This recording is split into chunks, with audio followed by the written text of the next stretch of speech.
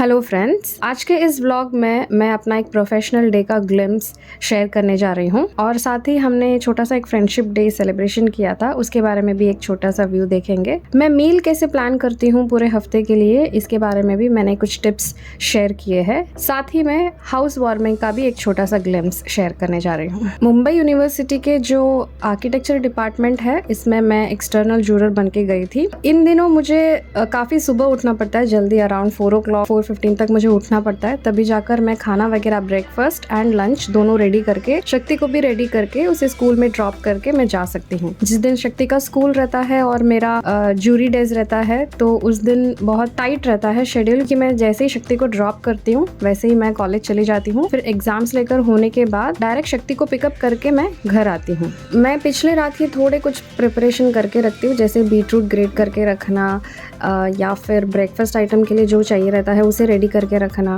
Also lunch के लिए जो चाहिए रहता है वो भी मैं रेडी करके रख देती हूँ। यहाँ पर मैं शक्ति के डब्बे में बीटरूट पराठे विद टोमेटो केचप पैक कर रही हूँ। शक्ति के टिफ़िन में यूजुअली मैं ऐसे पराठे, इडली, कटलेट्स ऐसे टाइप के देती हूँ। बीटरूट पराठे की जो रेसिपी है ये मैंने अपने ब्लॉग में पब्लिश किया है, इसका लिंक मैं नीचे डिस्क्रिप्शन में दे दूंगी। ये जो पराठे होते हैं इसको और थोड़ा ज़रा उसका जो मील टाइम है थोड़ा फन होना चाहिए, ये सोचकर मैं ज़रा उसके अलग अलग शेप्स में कट करके पैक करती हूँ, क्योंकि बच्चों के लिए जो टिफ़िन ब्रेक होता है वो काफ़ी स्पेशल होता है, because they are always looking forward for the break time. Shakti को मैं इसलिए पराठे देती हूँ क्योंकि वो लाइट वेजिटेबल ईटर है, अपने पसंद का वेजिटेबल है तो ही खाएगी, अदरवाइज बाकी के जो वेजिटेबल्स है उसको खिलाना कभी कभी डिफ़िकल्ट होता है। तो अगर मैं उसे पराठे में करके दे दूँ और केचप दे दूँ ना, तो वो आराम से खा लेगी। कभी केचप देती हूँ तो कभी पिकल देती हूँ।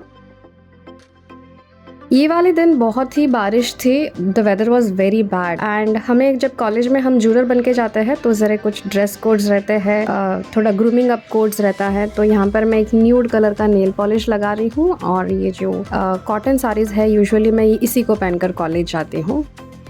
इसी वीकेंड पे फ्रेंडशिप डे आ रहा था, तो शक्ति के जो फ्रेंड्स हैं एक एक करके आ रहे थे फ्रेंडशिप डे सेलिब्रेट करने के लिए। कुछ फ्रेंड्स हमें मिलने आ रहे थे तो हम कुछ फ्रेंड्स को मिलने जा रहे थे। ये शक्ति की फर्स्ट बेस्ट फ्रेंड है and they totally love each other so much that तो बच्चों ने आपस में एक दूसरे के लिए हैंडमेड कार्ड्स एक्सचेंज किए थे। तो इस उम्र में भी इन्होंने इतने अच्छे से फ्रेंडशिप डे सेलिब्रेशन को निभाया। This made me really proud.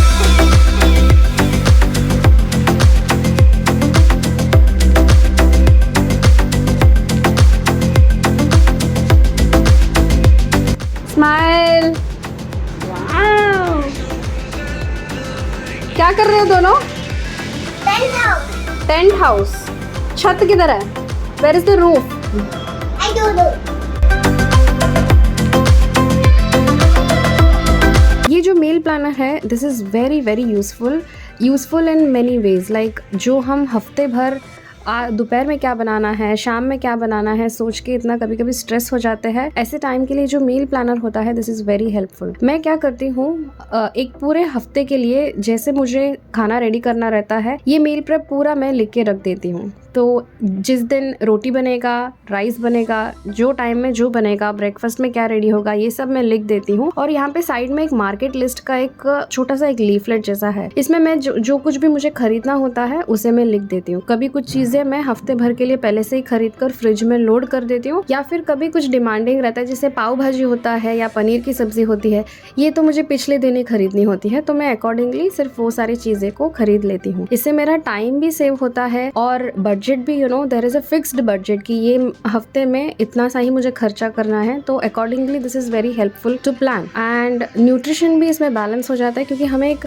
Clear view पता रहता है कि एक हफ्ते में हमारा न्यूट्रिशन इनटेक क्या क्या होने वाला है करके।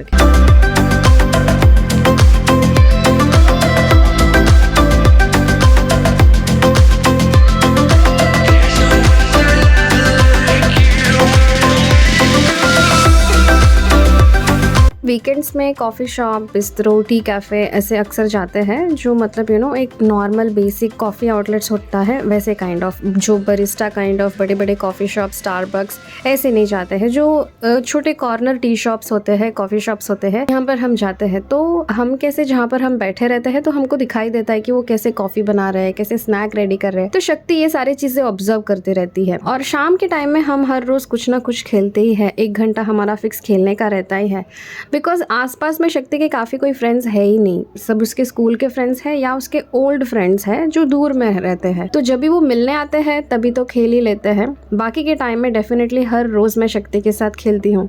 तो यहाँ पर ये जो चाय बनाकर, कॉफ़ी बनाकर, कुछ भी बनाकर मुझे देती है, this is all because of the observation picked up from the coffee shop and she enjoys playing it. तो वो कहती है कि हम बाहर बालकनी में बैठेंगे तभी वो हमें आउटडोर वाला फील आता है, क्योंकि जो ये कॉफ़ी शॉप्स वगैरह होते हैं ना, दिस इज मोस्टली ऐसे बाहर वगैरह चेयर्स डाल के रख देते हैं, तो we sit out. So this is decorated by her. ये जो टेबल वगैरह है उसका उसने अच्छे से उसी ने डेकोरेट किया है। और जब मेरा टर्न हो जाता है तो वो टेडियों को रख लेती है। इसमें हमारे पास एक टॉय मनी भी है, मतलब जो पैसे हैं खिलौने वाले वो भी है जो बिजनेस गेम में रहते हैं, तो वो भी हम उसमें यूज करते हैं to make it look like we are playing for real.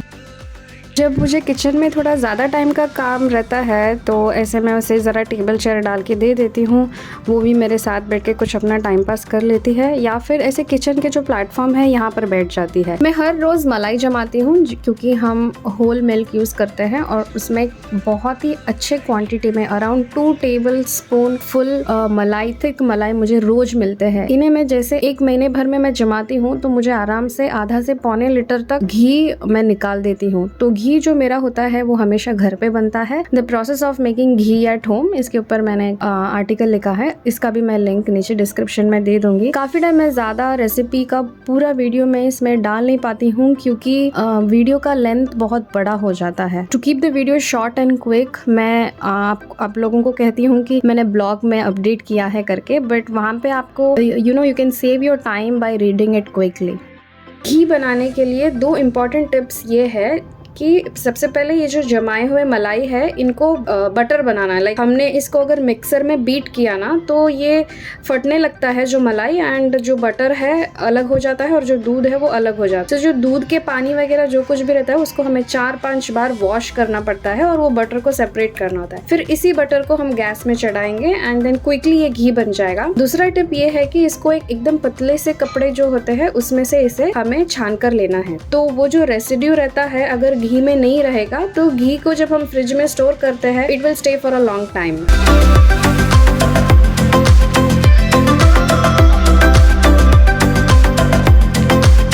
हम जैसे ही ये घर पे आए थे वैसे हमने तुरंत कोई भी पूजा नहीं रखा था क्योंकि मैं चाहती थी कि थोड़ा टाइम हो जाने दे, लाइक कुछ महीने हम सेटल हो जाते पहले, उसके बाद हम थोड़ा फ्रेंड्स वगैरह, नेबर्स वगैरह जो कोई भी है जान लेंगे, उसके बाद हम थोड़ा छोटा सा एक पूजा रखेंगे। तो this is sikku kolam in the sense this is the traditional South Indian rangoli जिसे हम राइस के आटे से बनाते हैं। And I love this kolam so much to my heart कि मैंने इसका एक पूरा बुक ही बना कर रखा है। बहुत अच्छा दिखता है and it stays for a long time also, like 4-5 दिन तो आराम से रह जाएगा if you don't step on it. ये हमने एक Navagraha puja, Satyanarayan puja which is the Vishnu puja and also Ganapati homa, ये तीनों पूजा हमने रखी थी।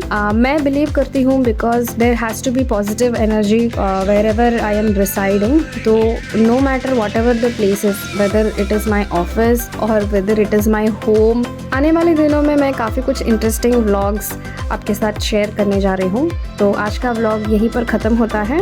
मैं यकीन करती हूँ कि आपको आज का व्लॉग ज़रूर पसंद आया होगा। आज का ये व्लॉग कहीं पे भी आपको अच्छा लगा होगा तो डेफिनेटली गिव अ लाइक। फिर मिलेंगे एक और कंटेंट के साथ, तब तक के लिए टेक केयर।